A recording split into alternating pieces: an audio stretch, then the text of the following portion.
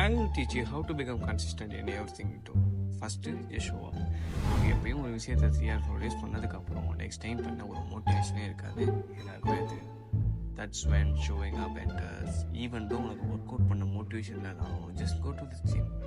ஏன்னா அப்போ தான் வந்துட்டு அந்த ஜிம்முக்கு போகிற மொமெண்டம் வந்து உடையாது. ஒரு நல்ல மொமெண்டம் இருந்தாலே நீ கன்சிஸ்டண்ட்டாக ஒரு ஹேபிட்டோட ஸ்டிக் ஆகிக்கலாம். அதுக்கு நல்ல சான்ஸ் இருக்குது. So always show up. அப்புறம் டூயிங் பேர் minimum.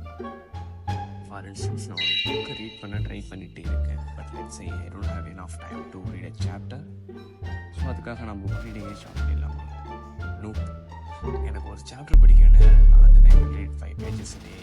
It's better than nothing, right? Anyway இதே மாதிரி எப்போல்லாம் உனக்கு ஒரு விஷயத்தை பண்ண மோட்டிவேஷன் இல்லையோ அப்போ பேர் மினிமமாக பண்ணு அந்த task. Let's say I don't have motivation to work out. அப்போ நான் ஜஸ்ட் 3 sets of push-ups போட்டு பேக் சைட் டேக் பண்ணிட்டு போயிட்டே இருப்பேன். Because it's better than nothing, right? And doing bare minimum motivates us to do more next day. Third one, tracking. இது ஒரு separate habit. Fine, you will be habitat to this.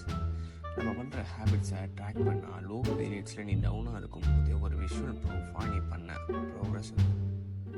Humans are so bad at remembering. So brain ஈஸியாக progress மறந்துடும். அப்போ நீ பண்ண tracking தான் உனக்கு ஒரு ஸ்டெப்பிங் ஸ்டோனாக இருக்குது. Actionable step.